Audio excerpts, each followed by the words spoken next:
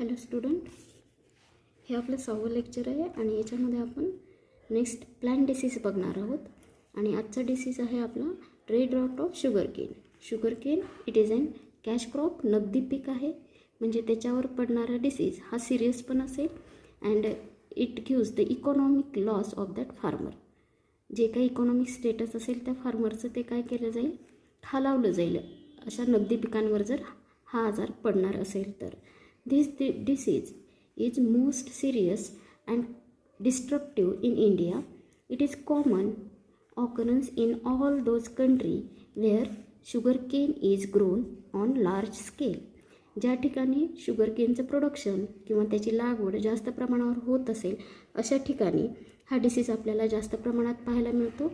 याचा जर विचार केला तर हा डिसीज आपल्याला इन इंडिया भारतामध्ये कुठे कुठे पाहायला मिळेल, तर ज्या ठिकाणी ज्या राज्यांमध्ये शुगरकेनचं प्रोडक्शन जास्त आहे अशी काही राज्य आहेत like Bihar, MP, Madhya Pradesh, Uttar Pradesh, Maharashtra, Punjab, Gujarat, Tamil Nadu, Karnataka etcetera. ह्या राज्यांमध्ये हा रेड रॉट ऑफ शुगरकेन जास्त प्रमाणात पाहायला मिळेल. मग आता या डिसीजची लक्षणं काय असतील तर सिम्पटम्स पाहणार आहोत आपण.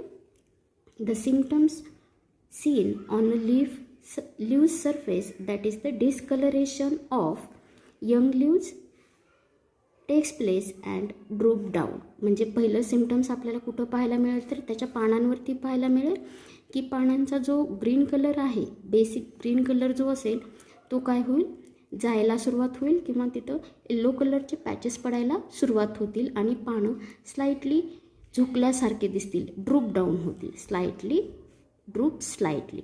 सेकंड काय म्हणताय तर पहा, the yellowing of leaves along with the tips. पानं डिस्कलर व्हायला सुरुवात होतील, पण कुठनं तर त्याची टिपपासनं, त्याचा जो काही टिप आहे त्याच्यापासनं पानांचे डिस्कलरेशन व्हायला सुरू होईल. अँड टिप गेट विदर्ड होणे म्हणजे ड्राय होणे. And this withering is progressively down the margin and leaf dry. आणि ही विदरिंग अशी स्टार्ट होईल की मार्जिनकडं जाईल आणि पूर्णच्या पूर्ण पान ड्राय होऊन जाईल. Leaf is totally dry. मग हे सिम्पटम्स फक्त आपल्याला पानांवरतीच पाहायला मिळणार आहेत का? नाही. इन सिव्हिअर केसेस जर अटॅक जर जास्त प्रमाणात झाला तर आपल्याला ही सिम्पटम्स स्टेमवरती सुद्धा पाहायला मिळणार आहेत. आणि त्यावेळेला काय होईल तर स्टेम्स आर कम्प्लिटली रॉटेड, पूर्णपणे खराब होऊन जाईल. शिरवेल्स म्हणजे सुकून जाईल. अँड बिकम डल इन ॲपिअरन्स, आणि दिसायलासुद्धा फ्रेश दिसणार नाही. का तर मेन आपल्याला शुगरकेनचा जर विचार केला आपल्याला तर मेन प्रोडक्शन आपल्याला काय लागणार आहे, स्टेमच लागणार आहे. आणि ते जर दिसायला फ्रेश नसेल तर त्याची मार्केट व्हॅल्यू कशी असेल, कमी असेल, म्हणजे नुकसान झालं. म्हणजे stem it is dull in appearance. आता बघूयात second symptoms. On the midrib the leaves dark. On the midrib, the leaves dark reddish areas are developed with the formation of asexual fruiting body that is called as acrovilli, and these acrovilli consist of powdery masses of the fungus that is the conidia. Conidia it is the spore. म्हणजे मिडरिपवरती आपल्याला red कलरचे patches पाहायला मिळतील. पहा, ही midrib आहे आणि या ह्या मिडरिपवरती रेड कलरची पॅचेस, आणि ही रेड कलरची पॅचेस म्हणजे it is the asexual fruiting body. कशी असेल, अशी असेल. आणि या असेक्शुअल फ्रुटिंग बॉडीवरती आपल्याला स्पोर्स पाहायला मिळतील. तर आणि हे स्पोर्स कुठले असतील तर आपण त्याला काय म्हणणार असू, कोनिडिया. येते लक्षात. म्हणजे मिडरिपवरती रेड कलरचे पॅचेस जर दिसले पानांवरती, तुमचं ऑब्झर्वेशन जर व्यवस्थित असेल तर तुम्ही शुगरकेनचे लीव्ज जर पाहिलात तर त्याच्या पानाची मधली जी शीर असेल, मेन मिडरिप जी असेल त्या मिडरिपवरती तुम्हाला रेड कलरचे पॅचेस पाहायला मिळतील. येते लक्षात. आणि ह्याचं स्ट्रक्चर असं असेल. आणि ही फ्रुटिंग बॉडी डेव्हलप करेल, असेक्शुअल फ्रुटिंग बॉडी, आणि याला आपण काय म्हणतोय तर ॲक्रोव्हिला. आणि याच्यामध्ये कोनिडिया असतील, म्हणजेच की it is help in asexual reproduction.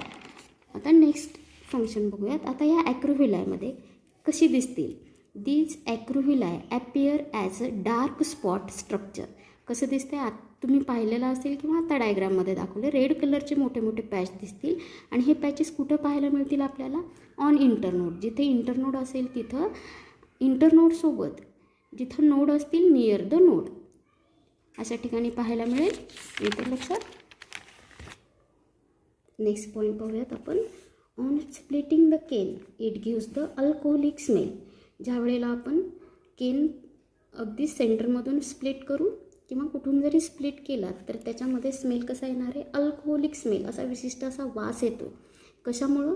This alcoholic smell is due to the enzymatic action of pathogen. पॅथोजनची एन्झायमॅटिक ॲक्शन असेल ज्याच्यामध्ये काय केले जाईल? There is a conversion of sucrose into the glucose.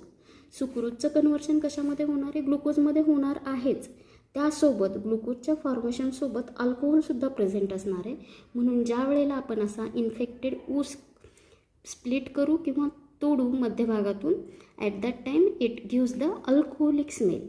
आता ग्लुकोजचं प्रोडक्शन व्हायचं आहे ते ग्लुकोजसोबत अल्कोहोलचं सुद्धा प्रोडक्शन व्हायला लागलं आहे. म्हणजे अशा ऊसांमध्ये साखरेचं प्रमाण कसं असेल? कमी असेल.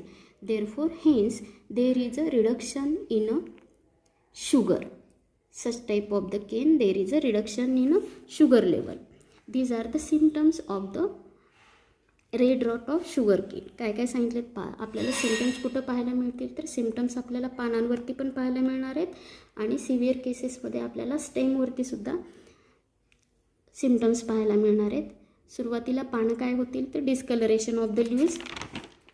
आणि हे डिस्कलरेशन ऑफ लीव्ज कुठनं होणार आहे? टिपपासनं. आणि पान वाळायला सुरुवात होईल, विदरिंग व्हायला सुरुवात होईल आणि पूर्णच्या पूर्ण पान ड्राय होऊन जाईल. आणि सिव्हिअर अटॅक असेल स्टेमवरती तर पूर्ण स्टेम काय होऊन जाईल? खराब होऊन जाईल आणि डल ॲपिअरन्स असेल. मेन सिम्टम्स रेड रॉट झाला आहे म्हणून कसं ओळखायचं? तर पानाच्या मिडरिपला आपल्याला रेड कलरचे पॅचेस जर दिसत असतील तर आपण म्हणूयात की त्याला रेड रॉट झालेला आहे.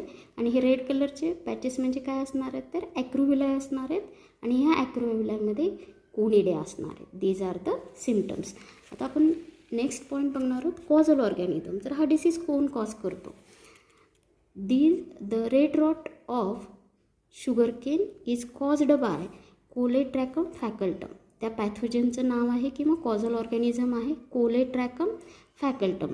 आता त्याची आपण सिस्टमॅटिक पोझिशन बघूयात किंवा क्लासिफिकेशन पाहणार आहोत. डिव्हिजन अमास्टिगोमायकोटा. डिव्हिजन कुठली असेल? तर अमास्टिगोमायकोटा. सब डिव्हिजन असेल Deuteromycotina. Subdivision Deuteromycotina. Class Deuteromycetes. Subclass Hyphomycetidae. Orders Melanconiales and family Melanconiaceae. I can repeat.